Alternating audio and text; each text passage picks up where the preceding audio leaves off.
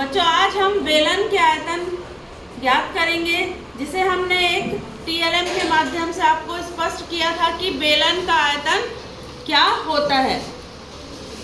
कोई भी वस्तु जितना स्थान घेरती है वह उसका आयतन होता है।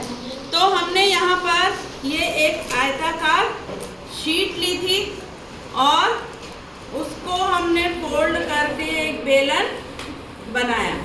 अब इसका जो आधार है वो कैसा हो गया, वृत्त के आकार का, और इसकी जो ऊंचाई है वो इस आयताकार शीट की जो लंबाई है वो इसकी ऊंचाई हो गई।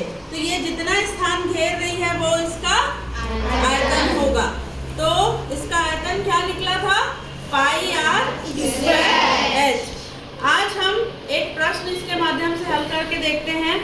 हमें एक प्रश्न दिया है, 22 मीटर × 10 मीटर आयताकार लोहे की चादर को लंबाई के अनुदिश मोड़कर एक बेलनाकार पाइप बनाया गया है। पाइप का आयतन ज्ञात कीजिए। यहाँ हमने लिया एक 22 मीटर चौड़ा लंबा और 10 मीटर चौड़ा एक आयताकार शीट ली, जिसको फोल्ड कर हमने क्या किया, एक बेलन बनाया। तो ये जो 22 मीटर है वो इसका क्या बन गया, आधार की परिधि बन गई, है ना। और वृत्त का आकार का है, मतलब क्या हो गया, 2 पाई आर। ये बन गया हमारा 22 मीटर और इसकी जो चौड़ाई है वो इसकी ऊंचाई बन गई। ठीक है, h बराबर क्या हो गया, 10 मीटर। तो ये इस बेलन का हमको आयतन निकालना है। और हमें प्रश्न में बोला गया है कि जो शीट है उसको एक दूसरे के ऊपर चढ़ाए बिना, मतलब ये हमारे पास जो टीएलएम था उससे हम आसानी से समझ सकते हैं कि ये शीट को हमने इस तरह से फोल्ड किया और ये हमको जो बेलन प्राप्त हुआ इसी का हमको क्या निकालना है, आयतन। तो यहाँ जो इसकी लंबाई है वो बन गया आधार की परिधि यानी 2 पाई आर, और इसकी जो चौड़ाई है वो बन गई इसकी ऊंचाई।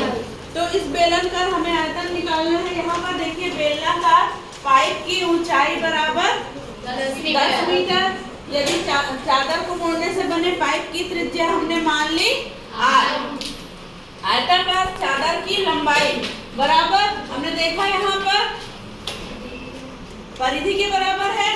अब आयताकार चादर की लंबाई कितनी है, 22, और आधार की परिधि का सूत्र क्या होता है, आर। यहाँ हमने मान रख दिया और इसको हल करने पर हमें आर बराबर 3.5 मीटर प्राप्त हुआ। इसको काट कर हमने हल किया।